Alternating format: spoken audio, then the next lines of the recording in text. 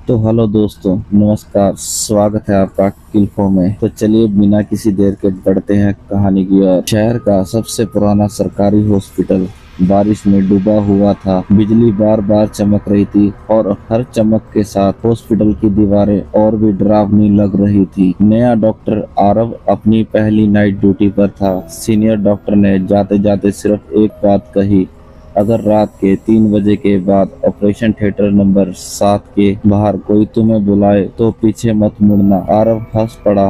उसे लगा पुराने स्टाफ की कोई बनाई हुई कहानी होगी, लेकिन वार्ड बॉय रमेश के चेहरे पर मुस्कान नहीं थी। उसने धीमी आवाज में कहा, सर मजाक नहीं समझिए। पिछले 5 साल में जो भी इस कमरे में गया सुबह जिंदा नहीं मिला। आरव ने बात टाल दी। रात धीरे धीरे आगे बढ़ती गई। करीब 2:55 हो रहे थे। हॉस्पिटल की लाइट अचानक चली गई और सिर्फ कुछ सेकंड के बाद लाल लाइट, इमरजेंसी लाइटें पूरे हॉस्पिटल में जलने लगी। पूरा हॉस्पिटल लाल लाइट में डूब गया। तभी ऑपरेशन थिएटर नंबर 7 में से घंटी अपने आप बजने लगी। आरव चौंक गया। वो धीरे धीरे उस ओर बढ़ा। दरवाजा बंद था, लेकिन अंदर से किसी महिला की चीखें साफ सुनाई दे रही थी। उसी समय रमेश दौड़ता हुआ नजर आया। दौड़ते दौड़ते वो बोल रहा था, सर दरवाजा मत खोलना। लेकिन तभी दरवाजा अपने आप खुल गया। अंदर ऑपरेशन टेबल पर एक महिला लेटी हुई थी। इमरजेंसी मेंटेनर बीप बीप कर रहा था। आरव धीरे धीरे आगे बढ़ा। जैसे ही उसने चादर हटाई और टेबल बिल्कुल खाली था, अचानक ऑपरेशन थिएटर का दरवाजा खुद ब खुद बंद हो गया। कमरे का तापमान अब बर्फ जैसा होने लगा था। ऑपरेशन थिएटर लाइट अपने आप जल उठी। टेबल पर अब वो महिला बैठी हुई थी, लेकिन उसका चेहरा पूरी तरह जला हुआ था। उसकी आंखें नहीं थी, सिर्फ 2 काले गड्ढे थे। वो मुस्कुरा रही थी और कुछ ही पल के बाद वो बोली, आरव मेरा ऑपरेशन पूरा कर दो। आरव के हाथ कांपने लगे। आरव को कुछ नहीं समझ आ रहा था कि ये सपना है या हकीकत। तभी कमरे की सभी मशीनें एक साथ तेजी से आवाज करने लगी। महिला धीरे धीरे टेबल से नीचे उतरी और उसके पैरों की हड्डियां उल्टी दिशा में जुड़ी हुई थी। वो बिल्कुल बिना चले आरव की ओर सरक रही थी। तभी आरव दरवाजा खोलने भागा, लेकिन दरवाजा नहीं खुला।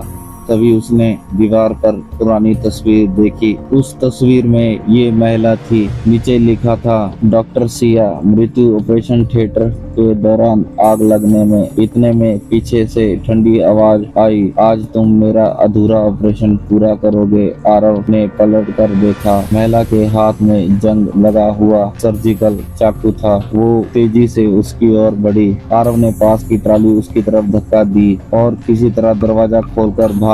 पूरे हॉस्पिटल के गलियारे खाली थे, लेकिन हर कमरे से एक ही आवाज आ रही थी, डॉक्टर मुझे बचा लो। अंदर वही महिला खड़ी थी। इस बार उसके साथ कई और मरीज भी थे। सबके चेहरे पर सफेद कपड़ा। सब एक साथ बोले, हमारा इलाज कर दो। आरव सीढ़ियों की ओर भागा, लेकिन नीचे पहुंचते ही देखा वो फिर से ऑपरेशन थिएटर नंबर 7 के सामने खड़ा था, जैसे हॉस्पिटल उसे बाहर जाने बिल्कुल भी नहीं दे रहा था। तभी रमेश दिखाई दिया। उसने आरव का हाथ पकड़ा और कहा, सर जल्दी भागिए। लेकिन अगले ही पल रमेश का चेहरा पिघलने लगा। उसकी आंखें बाहर निकल आई और वो डरावनी हंसी हंसते हुए बोला, मैं भी अब मर चुका हूँ।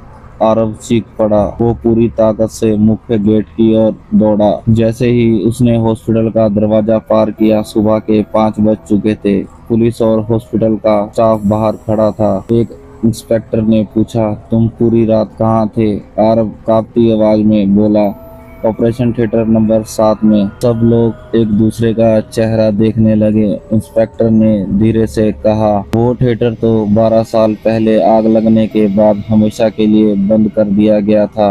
आरव ने पीछे मुड़कर देखा। जहाँ थिएटर नंबर 7 होना चाहिए था, वहाँ सिर्फ जली हुई दीवारें थी।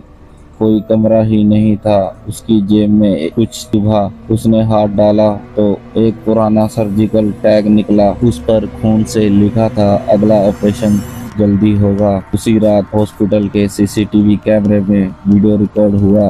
वीडियो में आरव अकेला नहीं था। उसके पीछे सफेद कपड़ों में कई परछाइयां चल रही थी, लेकिन सबसे आगे जले हुए चेहरे वाली वही डॉक्टर मुस्कुरा रही थी और वीडियो अचानक बंद हो गया। आज भी उस हॉस्पिटल में रात के ठीक 3 बजे ऑपरेशन थिएटर नंबर 7 में घंटी बजने पर कोई वहां नहीं जाता। जो भी उस आवाज का पीछा करता है वो कभी वापस नहीं लौटता। तो दोस्तों, कहानी कैसी लगी कमेंट करके जरूर बताएं और चैनल को सब्सक्राइब करना ना भूलें। Thank you.